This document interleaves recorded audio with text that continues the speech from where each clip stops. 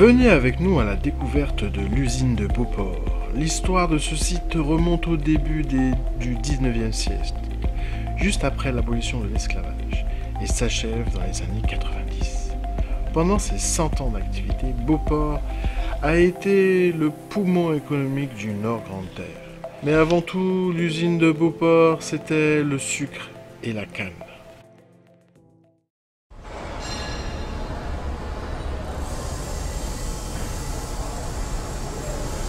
Dans les années 1850, monsieur je sais pas qui décide d'implanter son usine à Port-Rouge. Pendant sa pleine activité, l'usine pouvait broyer des millions de tonnes de canne à l'année et embaucher des centaines de milliers de personnes. Elle représentait l'une des principales industries agricoles de Guadeloupe. À travers les années, l'usine de Beauport a subi de nombreuses années difficiles et suite au Sikonugo dans les années 90, l'État a décidé de fermer l'usine. Nous vous invitons à venir découvrir l'usine de Beauport à travers les témoignages de ces anciens qui, à travers le mot, nous expliqueront un peu l'ambiance et la vie que vivait dans cette usine.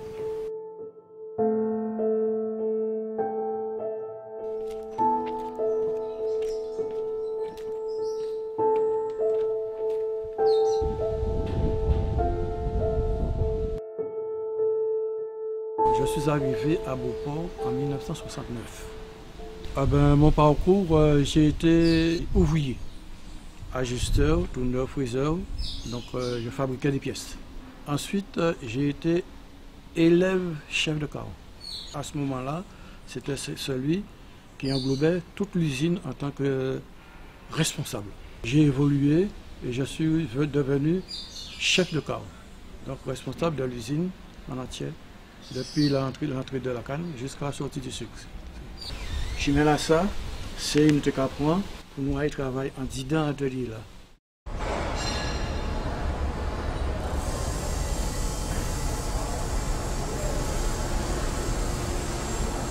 Quand on travaillait par exemple, on travaillait dans l'ambiance. Disons, tu ne savais pas chanter, tu ne savais pas rigoler. Pendant qu'on travaille, nous avons fait quelques blagues.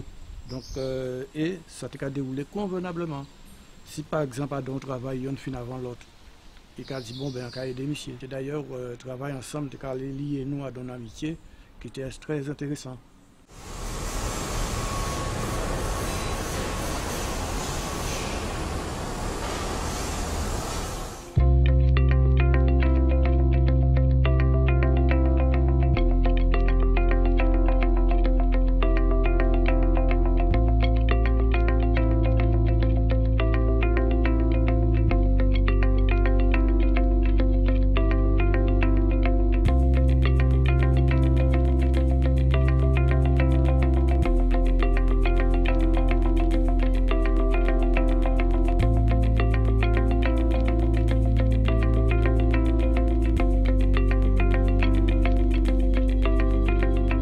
Je n'ai pas appris à l'école, il faut que je trouve un travail qui est rentable pour me donner satisfaction pour que je puisse gagner ma vie. Donc je suis allée à l'usine demander du travail. J'ai commencé à couper de la canne. Mais une petite femme comme moi, pour couper une journée de canne, c'était très difficile. Je coupais une demi-journée. Et l'après-midi, j'allais chez les planteurs. Vous savez, à cette époque, les planteurs avaient toujours un parcelle de terrain qui plantaient de la canne, qui plantaient l'igname, la patate douce et puis les légumes.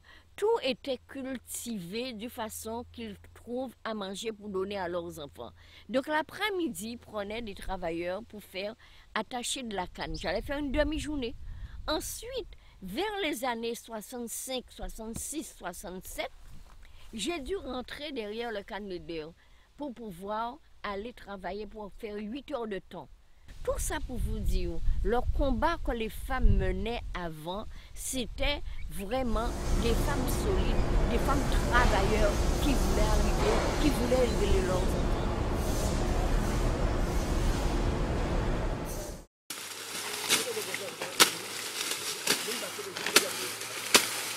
Ils laissaient leurs enfants depuis 5 heures du matin. Et c'était la voisine qui envoyait un coup d'œil sur les enfants. Ceux qui allaient à l'école allaient à l'école, ceux qui restaient dans la maison restaient dans la maison. Et la voisine, c'était comme une famille en général.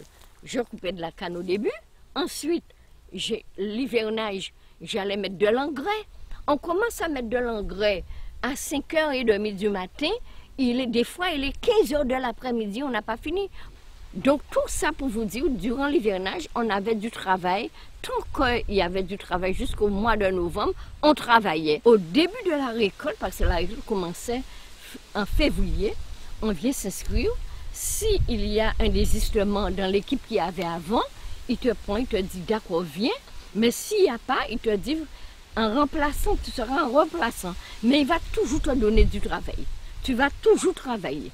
Quand il apportait la canne dans les charrettes, il est pesé. Et après, il allait verser la canne. Sans la canne, sans les wagons, sans les charrettes à bœufs, il n'y avait pas de récolte. Il n'y avait pas de l'usine.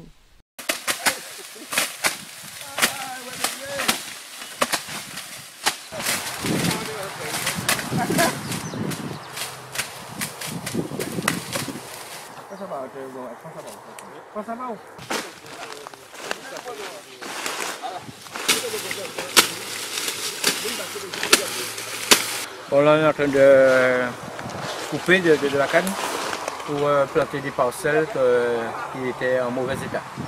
C'est des R579 qu'on n'a pas cette variété. C'est mieux pour planter en ce qui concerne au niveau richesse, au niveau rendement et surtout pour l'herbe aussi.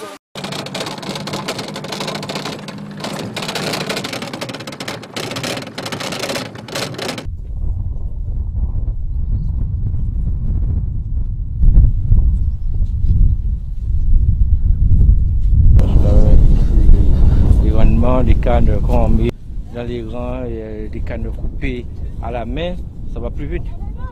Et c'est mieux aussi. De toute façon, les plantations, ça a toujours été comme ça. Maintenant, ils ont fait avec les modernisations, ils ont essayé de changer avec des machines. Mais il faut compter au moins 20 tonnes à l'hectare.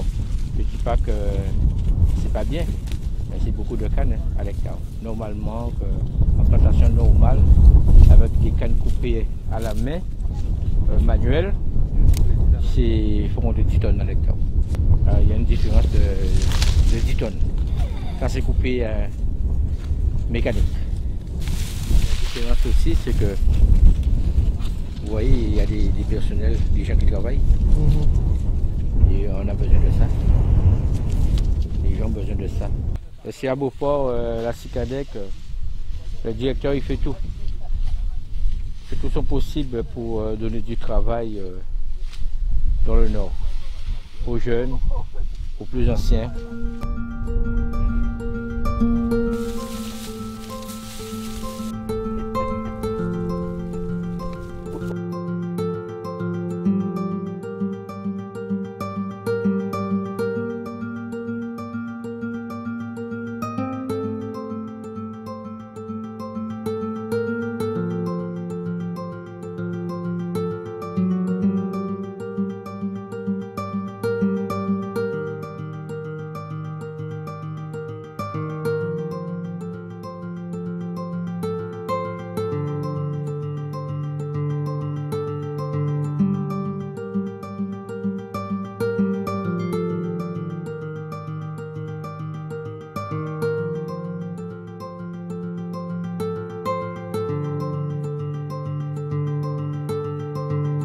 Dans les années 58, je venais emmener la gamelle de mon beau-père qui travaillait à la distillerie.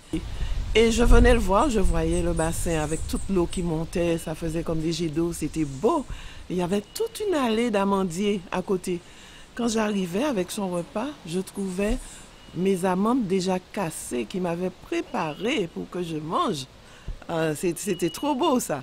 Et j'allais à l'intérieur, il me disait « Fais attention, pas encore tomber !» Il y avait des gros bassins, des grosses cuves avec le jus de canne qui bouillonnait dedans. C'était beau, c'était très beau. Je me rappelle aussi, il venait à vélo à Beauport. Moi, j'emmenais le repas à pied. Je sortais de chez ma maman et je venais à pied. C'était un plaisir, enfant. C'était tout beau.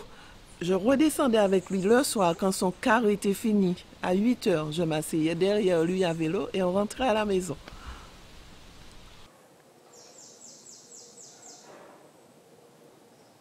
Ma mère, elle travaillait à la maison du président, qui est juste à côté aussi.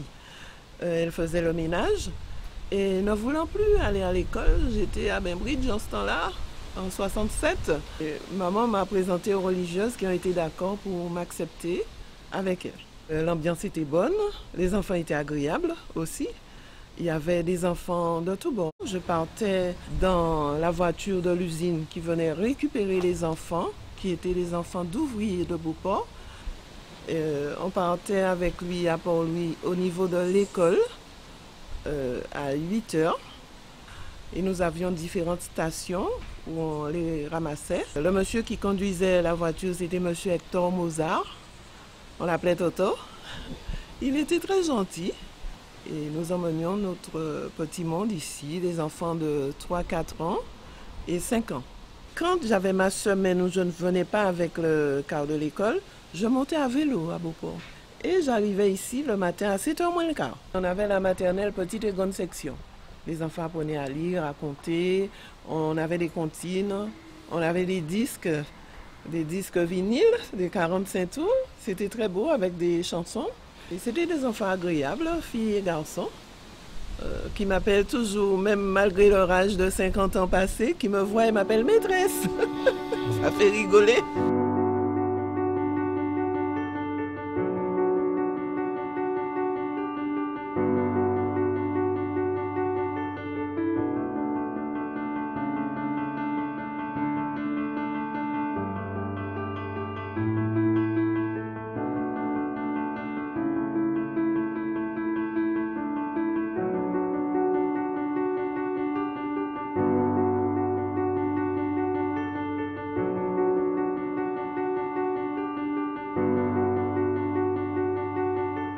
Le chemin de fer arrivait tout près de chez nous à Campèche, en ce moment. Et on allait regarder les wagons, comment on chargeait les chariots, comment les gars accrochaient les wagons, tout ça. C'était, pour nous qui étions jeunes, c'était impressionnant parce qu'on ne connaissait pas ça. J'ai commencé à travailler à Beauport à l'âge de 15 ans, jusqu'à 18 ans. Au départ, c'était difficile parce que couper de la canne, c'était pas évident, parce que comme j'étais étudiant, on devait faire 100 mètres, on devait couper 100 mètres de canne, 80 mètres ou 60 mètres, ça dépend de la quantité de canne qu'il y avait dans un champ. Pour nous, les jeunes qui étaient étudiants, c'était difficile. Mais comme à cette époque-là, il y avait une solidarité au Nord-Vendéen, tous les gens qui travaillaient avec nous, c'est des gens, on jouait au foot ensemble, on faisait du vélo ensemble. Comme eux, ils étaient plus forts que nous, quand eux, les anciens, ils avaient terminé, ils venaient nous aider, nous, comme ils nous aidaient le matin à finir notre journée, l'après-midi, comme eux, ils avaient des champs de canne, nous aussi, on allait leur donner un coup de main, ça se passait très bien. L'ambiance, quand on travaillait à l'époque à Beauport, c'était formidable. C'est où j'ai appris l'économie solidaire. Parce que ces gens-là, ils avaient l'amour du Nord-Vendéen. Le matin, comme nous on était jeunes, on oubliait d'emmener notre repas. Eux, ils emmenaient des repas, on partageait les repas ensemble. À 11h qu'on a terminé, à 9h ou 10h qu'on a terminé. Ils avaient toujours de l'eau, des trucs comme ça. On partageait tout ce qu'il y avait entre nous. Et après ça, en 78, j'ai passé mon bac et je suis parti dans l'armée. Après l'armée, je retournais en Guadeloupe chaque année, je venais en vacances. Je venais toujours à Beauport, parce que Beauport c'était le poumon du Nord-Vendéen. C'est où on embauchait tout. Il y avait beaucoup de gens qui travaillaient à Beauport, mon frère, mes cousins, mes neveux.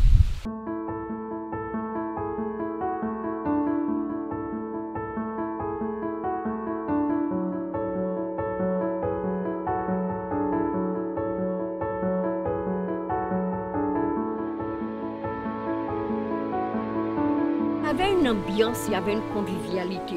Le matin, on arrive à 6 h. Bonjour Madame Mémé, bonjour Madame Adrienne, bonjour Madame Elianette. Est-ce que tu as passé une bonne nuit? Est-ce que tes enfants vont bien? On échangeait. Et on commençait à travailler à 6 h du matin sans répit jusqu'à 9 h. La machine est obligée d'arrêter pour qu'on puisse aller manger.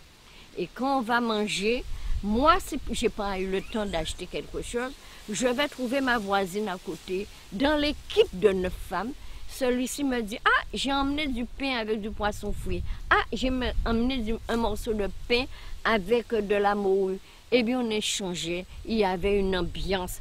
c'est souvent il fallait faire des blagues pour faire le temps passer. C'était vraiment une équipe formidable, qu'on se parlait, qu'on discutait, qu'on mangeait ensemble.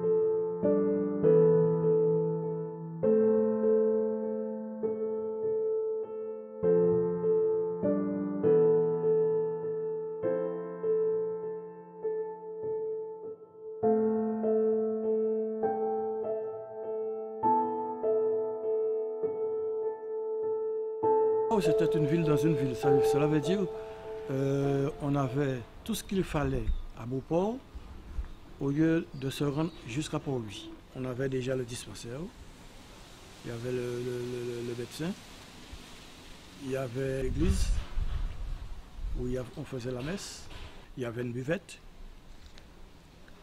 Et puis à l'extérieur maintenant, on trouvait des commerçants qui venaient vendre. Il y avait, comment je dirais ça, des boutiques de bouquites, comme on dit, de sandwich et tout, qui vendaient pour les ouvriers.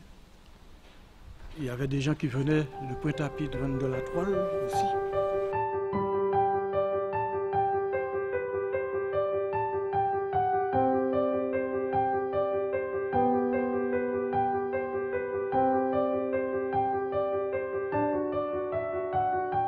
Il y a aussi les fêtes de la Saint-Éloi qui se passaient.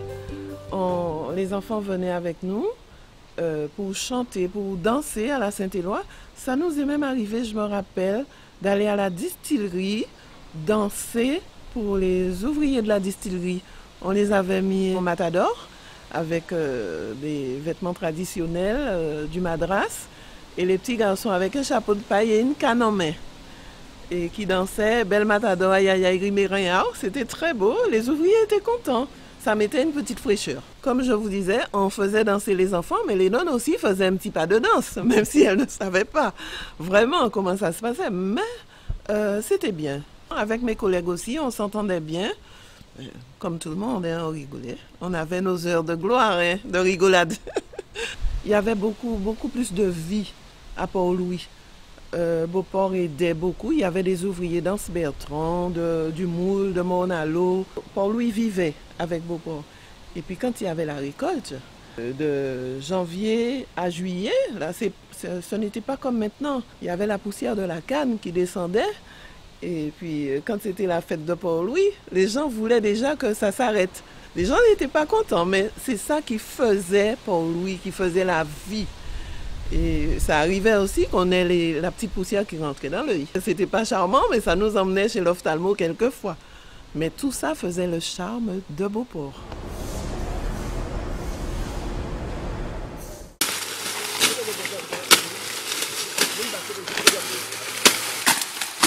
Beauport était la deuxième ville de Port-Louis. Alors, les gens du service agricole, par exemple, qui travaillaient dans l'agriculture, comme moi, eh bien, on avait aussi notre visite médecin. On avait les pansements que les sœurs nous faisaient. Nos enfants allaient au catéchisme dans l'usine avec les religieuses. Le médecin, on s'inscrivait le mardi ou le vendredi. On avait notre visite. Tous les travailleurs qui travaillaient dans les industries de Beauport, ils avaient des marchands qui venaient devant la boutique de monsieur Henri Edwige. À cette époque, c'était la seule boutique qui avait tout. Il y avait la crèche, l'école pour les enfants avec les religieuses, il y avait la dispensaire, il y avait l'église, il y avait le prêtre qui venait célébrer, il y avait les médecins qui venaient le mardi, le vendredi. Donc tout ça pour vous dire qu'il y avait une sorte de ville.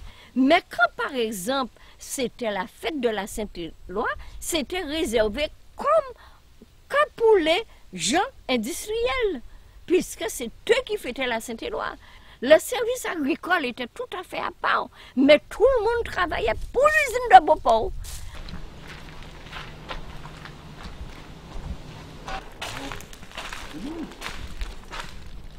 Cela s'appelle un trembleur.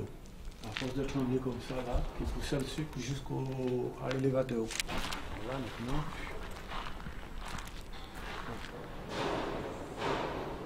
Oh, ça fait de la peine. Ça fait de la peine de voir un outil comme ça à l'abandon. Je pense qu'on aurait pu le traduire en musée.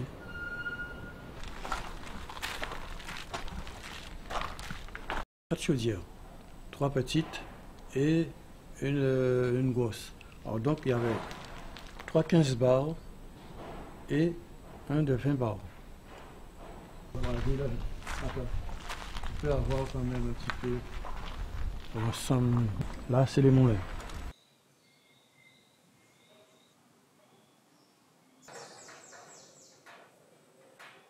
Les résidus de boue, de machin, qui ont été pressés, chargés par camion et déposés dans les champs de canne comme engrais.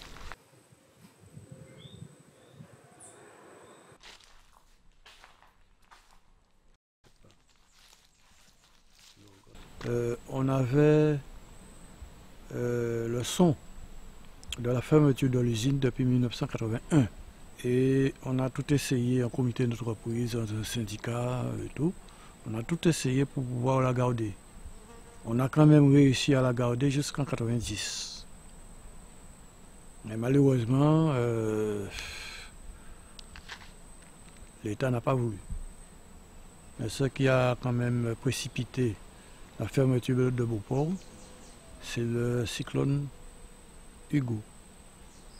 Hugo qui avait tout ravagé et il avait tout découvert l'usine et tout. Donc nous n'avons pas pu faire face. Et je pense que c'est le président Couteau qui à ce moment-là était président du conseil général qui a permis à Beauport de travailler en 90. Comme il y avait de la canne, donc Couteau a dit non, mais on va essayer de faire marcher. Et ça a bien marché.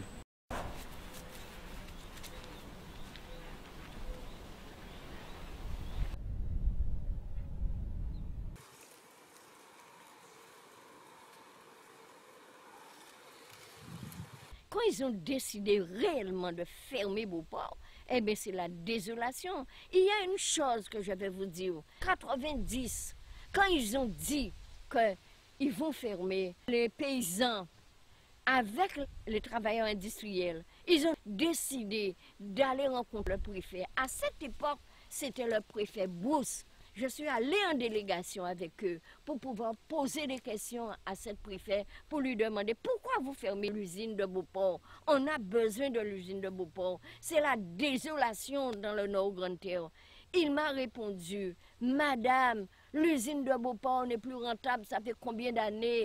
Alors on ne peut pas donner de l'argent tout le temps comme ça. Il n'essaie pas de remonter la pente, donc on est obligé de fermer l'usine. Je lui ai dit, vous incitez les jeunes à planter de la canne, vous leur donnez de l'argent. Et aujourd'hui, vous fermez l'usine, c'est du suicide. Il m'a dit, très bonne question, madame. Vous savez, l'usine ne peut plus résister, il n'est plus rentable. Donc je suis désolée, mais il y a Gaudel. Voilà un petit peu la vie de Beauport qu'il a laissé des désolations dans toute la commune de Petit Canal pour lui en Bertrand. Cette ambiance nous manque, l'usine nous manque. Nous avons un certain âge, mais on pense toujours à les bonnes choses, même si le travail était dur. Et on raconte tout ça à nos enfants avec beaucoup de pincées dans notre cœur.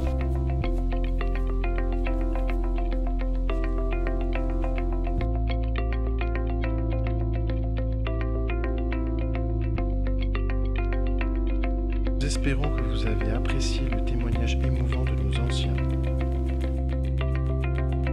Et nous vous invitons à venir découvrir le dédale de vestiges du site de Beauport qui vous transportera à travers l'histoire.